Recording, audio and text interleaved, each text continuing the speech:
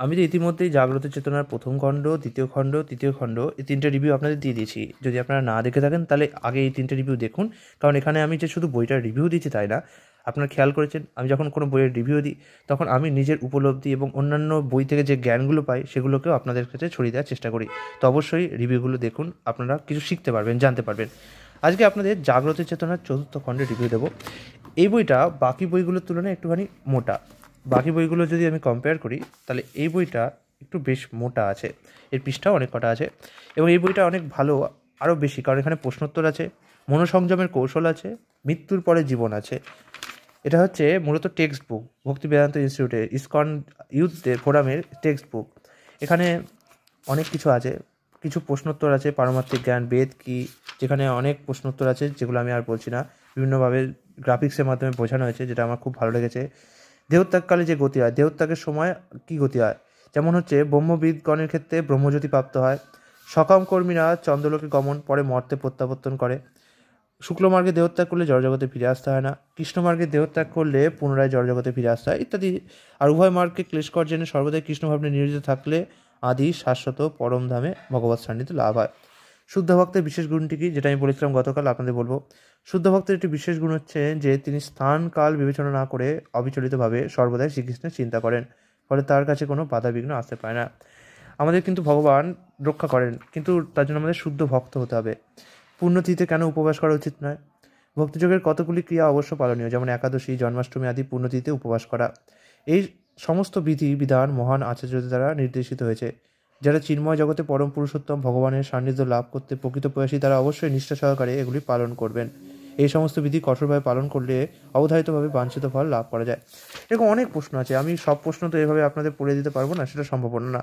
আচ্ছা, নাস্তিকের পরিণাম কি, এটা খুব ভালো প্রশ্ন। এটা দেখি, নাস্তিকেরা জগতে কখনোই প্রতিষ্ঠা লাভ করতে পারে না।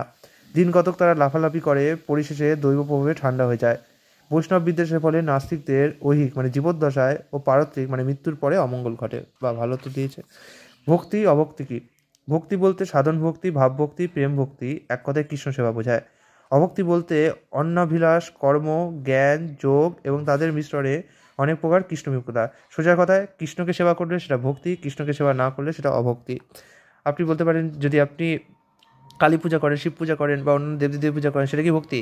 সেটা হচ্ছে ভক্তি, কিন্তু সেটা অবিধিপূর্বকম বলা হয়েছে শাস্ত্রে। মানে সেটাকেও আপনি কৃষ্ণেরই একমাত্র সেবা করছেন, কিন্তু অবিধিপূর্বকভাবে, মানে ইনডাইরেক্টভাবে করছেন। তো ডাইরেক্ট সেবা করুন কৃষ্ণের। হরি শব্দের অর্থ কী? হরি শব্দের অর্থ হচ্ছে যিনি মায়াবদ্ধ জীবের সকল প্রকার অনর্থ হরণ করেন বা অপনোদন করেন, তিনি হরি। সত্যি কথা বলতে কি, আমি যখন নিজেও কৃষ্ণ ভাবনায় এসেছিলাম তখন এর তত্ত্বগুলো আমার খুব একটা ভালো লাগেনি। কেন ভালো লাগেনি বলবো? আত্মার তত্ত্ব, আত্মার তত্ত্ব আমি তো বুঝতে পারি না, আমার ভালো লাগে না, আমার বললে এটা আনসাইন্টিফিক।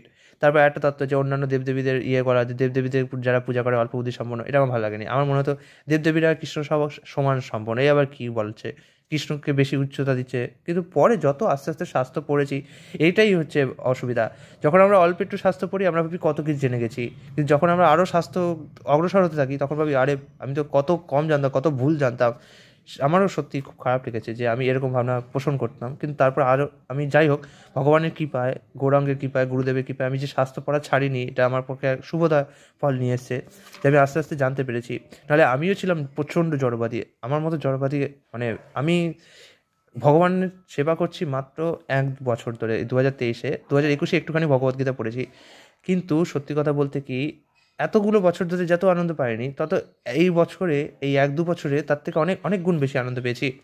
এতগুলো বছরে কত কত কিছু করেছি, কত পড়াশোনার চেষ্টা করেছি, কত বন্ধুবান্ধবদের ঘোরা, করা, কিন্তু সেখানে কোনো আনন্দ পাইনি। আজকে ভগবানের কাছে এসে ভগবানের সেবা করে যেটুকু আনন্দ আমি পাচ্ছি, সেটুকু আনন্দ আমি সত্যি কথা বলবো মানে লিখে প্রকাশ করা যায় না, এত আনন্দ। আর যদি আমি এই পর্যায়ে এত আনন্দ পেতে পারি, তাহলে যারা ভগবানের প্রতি শুদ্ধ প্রেমের স্তরে রয়েছেন, তাহলে ভাবুন তো তারা কত পর্যায়ে আনন্দ পেতে পারেন, আমি মানে কল্পনাও করতে পারছি না। এখানে বিজ্ঞান ও প্রযুক্তির উত্তরোত্তর উন্নতি সত্ত্বেও মানব সভ্যতা কেন সমস্যায় জর্জরিত, অনেক রকম আছে।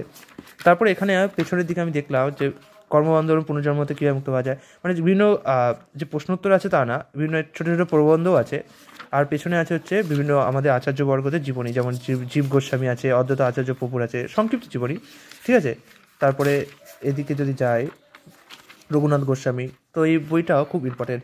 আমি বলবো আপনাদের এই বইগুলো 4টে একসাথে কেনা উচিত। খুব বেশি দাম না, 15 থেকে 40 টাকা মতো দাম হয়। এগুলো মনে হয় 15-20 টাকা দাম নিয়েছে, এটা মনে হয় 40 টাকা। আমার কাছে এখন ঠিক এক্সাক্ট নেই, মানে লিস্টটা নেই।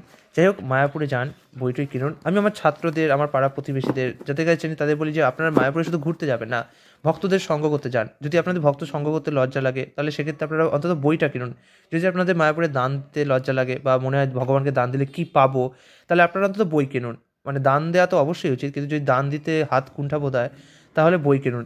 এটা কারণ যে বইটা কিনছেন, যে টাকাটা দিচ্ছেন, সেই টাকাটা ভগবানের সেবায় যাবে, তাই এক প্রকার কিছু হলেও পুণ্য অর্জন করছেন। বরঞ্চ বই কিনলে আপনারা সেই বই থেকে জ্ঞান পাচ্ছেন, ভগবানের প্রতি ভালোবাসা যে আপনার অন্তরেই রয়েছে সেটাকে বুঝতে পারছেন। ঠিক আছে, তো বই কিনুন অবশ্যই। মায়াপুরে শুধু ঘুরতে যাওয়ার বিষয় নয়, মায়াপুর থেকে কিছু লাভ করুন। অনেকে বলে খুব দাম বইতে, 200-250 টাকার গীতা। আমি বলবো আপনারা মায়াপুরে ঘুরতে গেছেন, সেখানে কত টাকা খরচ হচ্ছে, আপনারা থাকছেন, খাচ্ছেন, তারপরে খাবার নিচ্ছেন, এছাড়াও কত টাকা কত কাজে জগতে খরচ হয়ে যায়। আর জগতে আপনার কষ্ট কি, আপনি জগতে কষ্ট নিবারণ করার জন্য কত হাজার হাজার টাকা খরচ করেন, তাও কুলায় না। তারপরে ডাক্তারের পিছনে টাকা যায়। তাই আপনার জড়জগতের মূল কষ্ট কি সেটা যে বইটা আপনাকে বলছে, ভগবদ্গীতা, শ্রীমদ্ ভাগবতম, সেটা কিনতে খরচ হয়। শ্রীমদ্ ভাগবতম না হয় অনেক দাম, কিন্তু ভগবদ্গীতা, তার তো প্রত্যেকটা হিন্দুরই একটা ভগবদ্গীতা রাখা উচিত। মুসলমানদের ঘরে প্রত্যেকের ঘরে কোরআন থাকে, খ্রিস্টানদের ঘরে প্রত্যেকের ঘরে বাইবেল থাকে, আর আমাদের হিন্দুদের ঘরে কতজনের ঘরে ভগবদ্গীতা আছে? ভগবদ্গীতা থাকলেও কতজন পড়ে? আমি বলবো সেটা হাতে গোনা। এটাই আমাদের দুর্ভাগ্য। যাই হোক, ভগবদ্গীতা কিনুন, ভগবদ্গীতার জ্ঞানটাকে আয়ত্ত করুন, শ্রীকৃষ্ণকে ভালোবাসুন, কৃষ্ণ আপনাদের মঙ্গল করুন। হরে কৃষ্ণ।